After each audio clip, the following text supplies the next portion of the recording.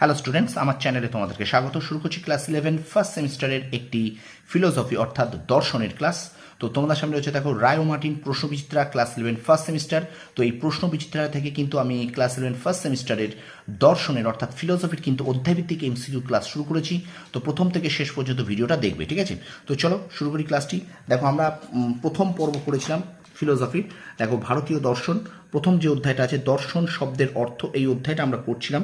তো এখান থেকে আমরা দেখো একটুখানি দেখে নেবে, আমরা এইগুলো পার্টটা করেছি প্রথম পর্বে, ঠিক আছে? প্রথম পর্বে এই পার্টটা করা হয়ে গেছে। তো আমরা 25 পর্যন্ত করেছিলাম, তো আজকে এই অধ্যায়টা শেষ হয়ে যাবে, অর্থাৎ এই অধ্যায়টার নাম দর্শন শব্দের অর্থ। দর্শন শব্দের অর্থ এই অধ্যায়টা শেষ হয়ে যাবে। চলো আমরা 26 থেকে আজকে 2 নম্বর ক্লাস শুরু করবো অধ্যায়ভিত্তিক এমসিকিউ ক্লাসে, ঠিক আছে? তো চলো শুরু করে দিই ক্লাস 11 ফার্স্ট সেমিস্টার রায় ও মার্টিন প্রশ্নবিচিত্রার দর্শনের অধ্যায়ভিত্তিক এমসিকিউ ক্লাস নাম্বার 2। চলো শুরু করি 2 নম্বর ক্লাসটি। দেখো বলছে বেদ শব্দটির অর্থ পরম জ্ঞান। বেদ শব্দটির অর্থ পরম জ্ঞান। আচ্ছা, পরের প্রশ্ন দেখো। আচ্ছা, ডায়াগ্রাম চার্ট দেখে সঠিক বিকল্পটি বেছে নাও। এখানে দেখো কিন্তু উত্তর হবে ধর্ম।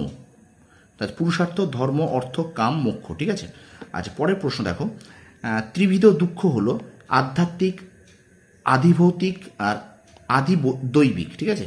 তো এটা একটু দেখো যে ত্রিবিধ দুঃখ হলো আধ্যাত্মিক, আধিভৌতিক ও আদি দৈবিক, ঠিক আছে? ওকে। আচ্ছা, পরের প্রশ্ন দেখো। দৃশ ধাতুর সঙ্গে কোন প্রত্যয় যোগে দর্শন শব্দের উৎপত্তি? অনট। পরের প্রশ্ন, ভারতীয় দর্শনের অপর নাম কি? মোক্ষশাস্ত্র। আচ্ছা, এবারের প্রশ্নটা দেখো যে নিম্নলিখিত শব্দগুলি বা বাক্যগুলি সত্য মিথ্যা যাচাই করো। তো তোমরা প্রথম দুটো দেখে নাও, সত্য মিথ্যা যেখানে আছে, যে ভারতীয় দর্শন বলতে বোঝায় সত্য দর্শন। আচ্ছা, দর্শন কথা সাধারণ অর্থ দেখা। পাশ্চাত্য দর্শন অনুসারে দর্শন হলো জ্ঞানের প্রতি ভালোবাসা, আর ভারতীয় দর্শনের উদ্দেশ্য হলো তত্ত্বোপলব্ধি, ঠিক আছে? এখানে হবে 1 ট্রু, 2 ফলস, 3 ট্রু, 4 ট্রু, অর্থাৎ 1 সত্য, 2 মিথ্যা, 3 সত্য, 4 সত্য, ঠিক আছে? তোমরা অবশ্যই এগুলোকে একটু দেখে নাও, সত্য মিথ্যাগুলো, ঠিক আছে? 1 সত্য, 2 মিথ্যা, 3 সত্য, 4 সত্য, ওকে? আচ্ছা, পরের প্রশ্ন দেখো। ভারতীয় দর্শনের ঋত বলতে বোঝানো হয়েছে বিশ্ব জগতের এক শাশ্বত নৈতিক নিয়মকে। আচ্ছা, পরের প্রশ্ন, ভারতীয় দর্শনের ভিত্তি হলো বেদ। আচ্ছা, এবারে দেখো দুটো বিবৃতি আছে, এখানে বিবৃতি দুটো ভালো করে দেখবে, যে বিবৃতি 1 এবং বিবৃতি 2 এর কারণ। বিবৃতি 1 হলো বিবৃতি 2 এর কারণ, ঠিক আছে? বিবৃতি 1 হলো বিবৃতি 2 এর কারণ, ওকে? তারপর দেখো, ভারতীয় দর্শন চিন্তার লক্ষ্য হলো ত্রিবিধ দুঃখের আত্যন্তিক বিনাশ। কি বললাম? ভারতীয় দর্শন চিন্তার লক্ষ্য হলো ত্রিবিধ দুঃখের আত্যন্তিক বিনাশ, ঠিক আছে? তো স্টুডেন্টস, তোমরা অনেকে হয়তো আমার ভিডিওটা একটু বুঝতে অসুবিধা হতে পারে অনেক সময় ক্যামেরার জন্যে, ঠিক আছে? তো আমি ফোনেই ভিডিওটা করি, আমার ফোনে যে ফোনটা আছে সেই ফোনটা দিয়ে আমি ভিডিও করি। তো হয়তো আমার ভালো ক্যামেরা নেই, আমার ভালো সেট আপ নেই। তো তোমাদের কাছে আমি সত্যি ক্ষমা প্রার্থী, যদি একটু বুঝতে অসুবিধা, একটু কষ্ট করে তোমরা একটু বুঝে নিও, কারণ আমি তোমাদের এগুলো কিন্তু রিডিং পড়ি, ঠিক আছে? তোমাদের সামনে বলে দিই, রিডিং পড়ে দিই। তো তোমরা একটুখানি ভিডিওটা যদি পজ করে বা ভিডিওটা একটু স্লো চালিয়ে যদি তোমরা দেখে নাও, ঠিক আছে? খুব সুবিধা হয়, ওকে? কারণ আমি সত্যি বলছি, আমার যে নিজের ফোনটা ইউজ করি সেই ফোন থেকে কিন্তু আমি ভিডিওগুলো তোমাদের জন্য বানাই, ঠিক আছে? আর একটু হয়তো ঘাম পড়ে হয়তো, ওকে? তো তোমাদের কাছে আমি আগেতে বলে দিচ্ছি, কারণ পাখা বন্ধ করে আমি ভিডিওগুলো করি তোমাদের জন্য, ঠিক আছে? সুতরাং ওই ঘামের জন্য হয়তো একটু লেখাগুলো অস্পষ্ট হতে পারে। তবু আমি চেষ্টা করছি তোমাদের ক্লিয়ার যাতে বোঝা যায়, সেই চেষ্টাটা আমি অবশ্যই করবো, ঠিক আছে? তোমরা অবশ্যই একটুখানি সাপোর্ট করো, পাশে থেকো, ঠিক আছে? একটুখানি সাপোর্ট করো, পাশে থেকো। চলো আমরা ভিডিওটা কন্টিনিউ করি। আর আমার চ্যানেল নতুন হলে অবশ্যই চ্যানেল একটু সাবস্ক্রাইব করে দিও, ঠিক আছে? চলো আমরা কন্টিনিউ করি। দেখো, দর্শনের আলোচ্য বিষয় হলো সমগ্র বিশ্বজগৎ, জীবন ও অভিজ্ঞতা, ঠিক আছে? দর্শনের আলোচ্য বিষয়। আচ্ছা, পরের প্রশ্ন দেখো, ভারতীয় দর্শনের আলোচনার স্তরের সঠিক ক্রমটি হলো, দেখো সঠিক ক্রমটি এখানে বলা আছে। তো এখানে হবে কিন্তু 1 2 3, 1 2 3। তোমরা এইগুলো পূর্বপক্ষ, প্রতিপক্ষ খণ্ডন, উত্তরপক্ষ বা সিদ্ধান্ত, এগুলো দেখে নেবে, ঠিক আছে? তবে 1 2 3। আচ্ছা, তারপর দেখো শূন্যস্থান পূরণ হলো। ভারতীয় দর্শনে ধর্ম, অর্থ, কাম ও মোক্ষকে ড্যাশ বলা হয়, পুরুষার্থ বলা হয়, ঠিক আছে? পরের প্রশ্ন, মোক্ষ শব্দের অর্থ হলো আধ্যাত্মিক মুক্তি, ওকে? আধ্যাত্মিক মুক্তি। আচ্ছা, পরের প্রশ্ন দেখো, বিবৃতি দুটো দেখো। বিবৃতি আর কারণ আছে, দেখো এ এবং আর উভয় সত্য এবং আর এর সঠিক ব্যাখ্যা, ঠিক আছে? এ এবং আর উভয় সত্য এবং আর এর সঠিক ব্যাখ্যা, ঠিক আছে? তারপর দেখো, ভারতীয় দর্শনে মোক্ষের অপর নাম কি? এটা হলো কৈবল্য, মুক্তি, নির্বাণ, সবকটি।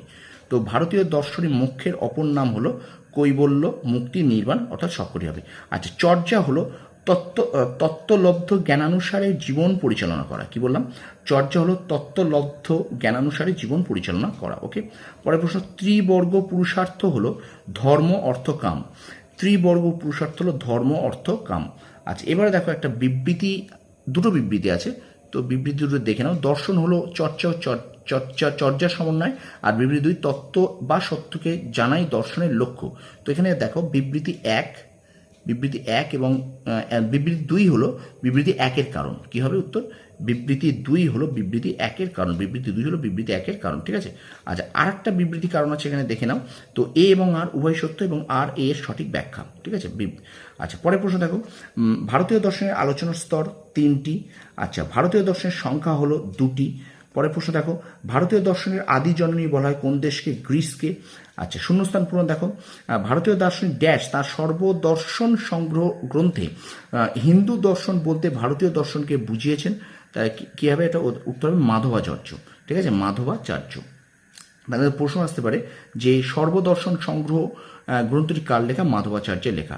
আচ্ছা, পরের প্রশ্ন দেখো, ভারতীয় দর্শন ও পাশ্চাত্য ফিলোসফি এই দুটি শব্দ সমার্থবোধক নয়। সমার্থবোধক নয়। আচ্ছা, পরের প্রশ্ন, পুরুষার্থ, তারপর দেখো পুরুষার্থ কি? এটা হলো সচেতন আত্মার বা সমস্ত মানব জীবনের কাম্য বস্তু। তাহলে পুরুষার্থ কি? সচেতন আত্মার বা সমস্ত মানব জীবনের কাম্য বস্তু। এবং আজকের ক্লাসের শেষ প্রশ্ন দেখে নাও, দুটো তোমাদের বিবৃতি আছে। এখানে হবে বিবৃতি 1 এবং বিবৃতি 2 একে অন্যের উপর নির্ভরশীল নয়। বিবৃতি 1 এবং বিবৃতি 2 একে অপরের উপর নির্ভরশীল নয়। ঠিক আছে, এই পর্যন্ত আমরা শেষ করলাম আজকের দ্বিতীয় পর্ব, ক্লাস 11 ফার্স্ট সেমিস্টার রায় মার্টিন প্রশ্নবিদ্যা থেকে দর্শন অর্থাৎ ফিলোসফির অধ্যায়ভিত্তিক MCQ ক্লাসের 2 নম্বর পর্ব। তো ভিডিওটা ভালো লাগলে অবশ্যই লাইক করবে, কমেন্ট করবে, বন্ধুদের মাঝে বেশি করে শেয়ার করবে। আর আমার চ্যানেলে যদি নতুন হয়ে থাকে অবশ্যই চ্যানেল সাবস্ক্রাইব করো, পাশে বেল আইকন প্রেস করে রাখবে। ঠিক আছে, তোমরা সফল হও, তোমাদের সাফল্য কামনা করি। ধন্যবাদ।